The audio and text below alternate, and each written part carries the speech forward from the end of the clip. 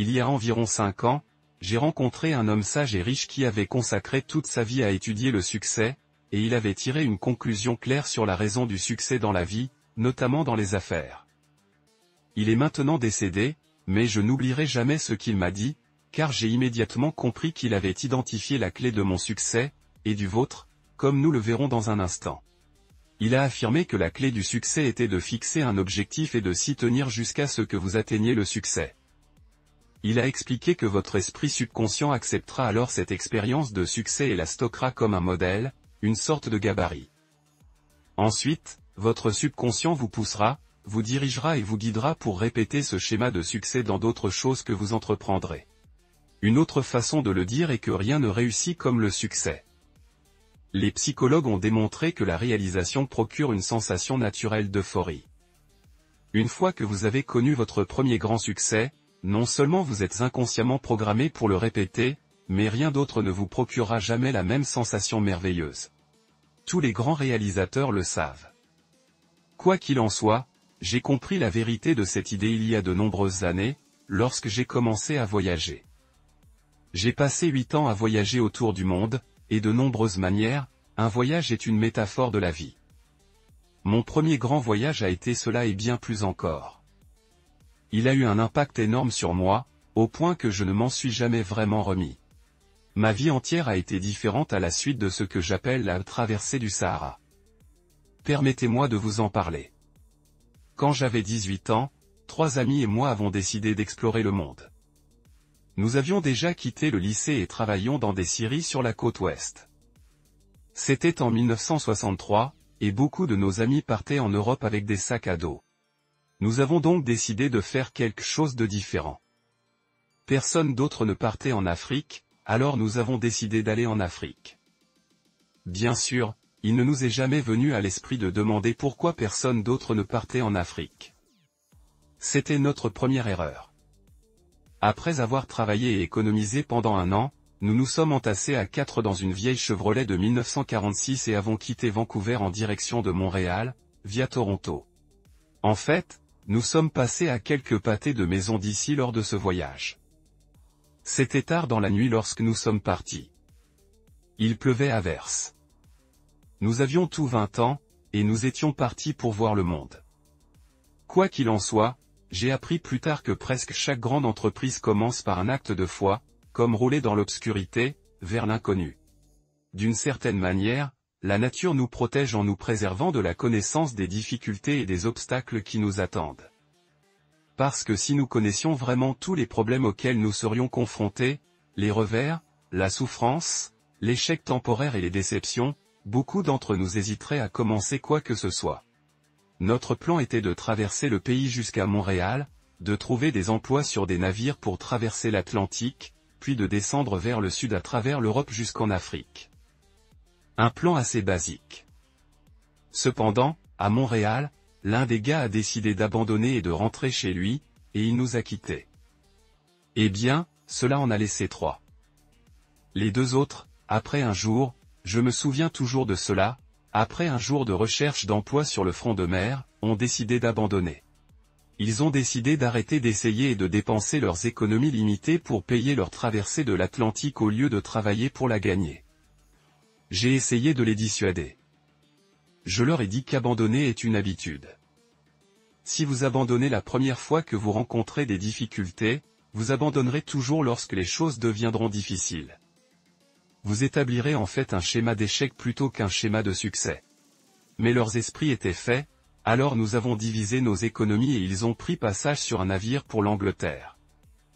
J'ai travaillé sur un chantier de construction à Montréal, transportant des choses lourdes pendant tout l'hiver. Ensuite, j'ai trouvé un emploi sur un cargo norvégien à Halifax fin février et suis arrivé en Angleterre mi-avril. Comme je l'avais prédit, mes amis avaient abandonné et étaient restés en Angleterre à travailler à des petits boulots. Cependant, nous nous sommes vite réconciliés, de bons amis à nouveau, et nous avons repris la route pour l'Afrique. À ce moment-là, tout ce que nous avions, c'était une page de 8,5 par 11 pouces, environ de cette taille, qui avait l'Europe et l'Afrique sur la même carte. Sur la même page. Et cela semblait être une chose très simple d'aller de Londres, qui est ici en haut, à Johannesburg, qui est là en bas. Et c'est juste une page. Et, je veux dire, nous avons tracé une ligne droite et nous avons pensé, vous savez, eh bien, oui, il y avait une petite partie orange juste à travers le milieu appelé le désert du Sahara. Eh bien, nous pensions, nous allions juste le traverser et descendre jusqu'à la partie verte de la carte. Pas de problème. Avec ce voyage, sans exagérer, c'est vrai. Nous n'avons pas pris le temps de réfléchir que la distance totale était d'environ 8000 miles. Vous voyez, nous voyons les choses en grand. Nous ne nous laissions pas embourber par les détails. Nous étions jeunes et nous n'avions pas encore appris que ce sont les détails qui vous piègent. Chaque. Unique. Alors, nous avons pris un train jusqu'à Londres, nous avons acheté des vélos là-bas. Vous voyez, nous n'avions jamais entendu parler de quelqu'un qui faisait le trajet de Londres à Johannesburg à vélo, alors nous avons décidé que nous le ferions en premier et deviendrions célèbres. C'était une autre erreur.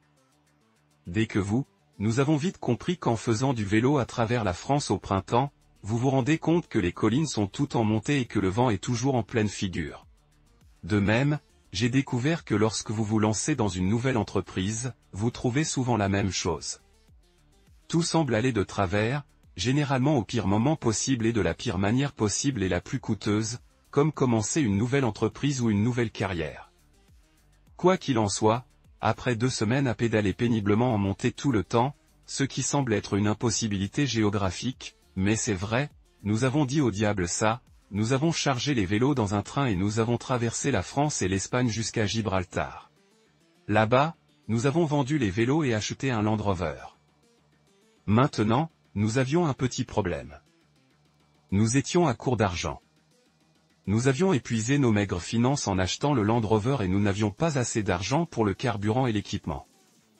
Alors nous nous sommes tous assis, nous nous considérions comme de grands écrivains à cette époque. Nous nous sommes tous assis et avons écrit des lettres à tout le monde que nous connaissions, suppliant de l'argent. Leur expliquant à quel point notre situation était désespérée. Assis ici, regardant à travers le détroit de Gibraltar vers l'Afrique. Tout ce dont nous avions besoin était juste un peu d'argent pour nous y rendre. Quoi qu'il en soit, nous l'avons eu. Finalement, nous avons eu un peu d'argent ici, un peu là, et puis nous avons fait un gros coup. Je n'oublierai jamais cela. Un oncle de Jeff, qu'il n'avait vu qu'une seule fois dans sa vie, nous a envoyé 100 livres. 100 livres à cette époque valaient 300, soit plus de 1000 aujourd'hui. Et nous étions extatiques. Nous étions sauvés. Ainsi, c'était une autre leçon. Eh bien, avec l'argent supplémentaire, nous nous sommes approvisionnés en nourriture et en fournitures. Nous avons pris le ferry jusqu'à Tanger au Maroc. Et puis nous nous sommes dirigés hors de Tanger vers les montagnes de l'Atlas dans le Sahara. Plein d'excitation, chantant en conduisant sur la route. À 20 miles, le radiateur a explosé. Le radiateur n'était que le début. Au cours des 10 jours suivants, les biellettes de direction se sont pliées et ont jeté les roues avant hors de l'alignement. Ainsi, les pneus ont éclaté un par un. Lorsque nous avons crevé un pneu, et nous avons eu beaucoup de crevaisons, nous devions nous asseoir sur le bord de la route, patiemment, parfois pendant des heures, jusqu'à ce que quelqu'un arrive avec les outils appropriés pour nous aider à changer le pneu. Mais nous avons continué malgré tout. En conduisant plus profondément au Maroc, et sur les montagnes de l'Atlas, et sur le contrefort du Sahara, nous sommes entrés dans un monde qui avait peu changé en 1000 ans. Il y avait de longues étendues de routes de campagne désertes, et une oasis occasionnelle entourée de fermes primitives, irriguées par des puits et des rivières souterraines. Et cela a commencé une expérience que je me souviens encore assez clairement, et je pense que vous pourrez vous y identifier. À ce moment-là, je parlais assez bien le français. Nous pouvions converser avec les autochtones dans les petites villes que nous traversions occasionnellement. Et dans une ville, au début de notre lente et hésitante traversée du Maroc, quelqu'un nous a demandé où nous allions. Et nous leur avons dit que nous allions à travers le Sahara en direction de l'Afrique. Et il a dit, oh non. Il a dit, vous ne pouvez pas faire ça. Il a dit, vous mourrez dans le désert. Eh bien, j'ai rapidement consulté mon dictionnaire car je ne comprenais pas l'expression. Vous allez mourir dans le loup. Nous avons ensuite commencé à entendre cela régulièrement partout où nous allions. Nous nous arrêtions dans une petite ville, et les gens nous présentaient à leurs amis en nous présentant comme les jeunes hommes qui allaient mourir dans le désert. Eh bien, ils semblaient plutôt joyeux à ce sujet, mais, eh bien, après un certain temps, nous avons trouvé cela assez irritant. Je veux dire, et d'ailleurs, il ne s'agissait pas de gens ordinaires. Il s'agissait de Bédouins et de Touaregs. Ceux-ci étaient des gens du désert, membres de tribus qui vivaient dans le Sahara depuis 1000 ans. Je veux dire, ils étaient en position de savoir de quoi ils parlaient. Et j'ai tiré une leçon précieuse de cela. J'ai appris alors, et pour le reste de votre vie, chaque fois que vous essayez de faire quelque chose d'extraordinaire, les gens se présenteront pour vous dire que vous ne pouvez pas le faire, pourquoi vous ne pouvez pas le faire, que vous perdrez votre temps, que vous perdrez votre argent, que vous mourrez en effet dans le désert. Même des gens qui devraient le savoir vous décourageront. Pour accomplir quelque chose de grand ou de valable, vous devez vous entraîner à vous élever au-dessus de ces gens, à les ignorer, et à avancer vers votre objectif, quoi qu'il en soit. Votre temps est votre actif le plus précieux, et votre capacité à utiliser votre temps, à bien dépenser votre temps, détermine largement votre succès, votre revenu et tout ce qui vous arrive. Et cela nous amène à ce que nous appelons la loi de l'efficacité forcée. La loi de l'efficacité forcée dit qu'il n'y a jamais assez de temps pour tout faire, mais il y a toujours assez de temps pour faire les tâches les plus importantes. Lorsque vous commencez à être sous pression, vous avez une pression énorme. Vous devez avoir un travail ou une tâche ou un projet terminé à une certaine heure. C'est étonnant à quel point vous devenez efficace. Vous êtes obligé d'être efficace. Ainsi, la clé pour utiliser la loi de l'efficacité forcée est de devenir vraiment efficace avant d'être à court de temps. Et la façon de le faire est de poser quelques questions. Une des questions que vous posez est, quelles sont mes tâches les plus précieuses? Quelles sont mes tâches les plus importantes? Quelles sont les choses que vous faites chaque jour qui sont plus importantes que tout le reste? Une autre question que vous pouvez poser est, pourquoi suis-je payé? Quels résultats avez-vous été embauché pour accomplir parmi tous les résultats que vous pouvez accomplir? Quels sont les résultats les plus importants que vous pourriez accomplir aujourd'hui? C'est incroyable. Si vous demandez aux entrepreneurs, à quel point les ventes sont-elles importantes pour votre entreprise? Vous savez ce qu'ils diront? Oh, elles sont très importantes. Ensuite, si vous suivez les entrepreneurs pendant un certain temps, une étude a montré que l'entrepreneur moyen consacre 11% de son temps aux ventes et au marketing. Et les autres? 89% du temps est consacré à faire simplement du travail occupé. Et bien sûr, une fois que vous commencez à faire du travail occupé, le travail occupé augmente et augmente presque comme les lapins se multiplient. Une troisième question que vous pouvez poser pour la loi de l'efficacité forcée est, qu'est-ce que je et seulement moi peux faire qui, bien fait, fera une vraie différence? À chaque heure, il y a une réponse à cette question pour vous. Qu'est-ce que vous et seulement vous pouvez faire qui, bien fait, fera une vraie différence?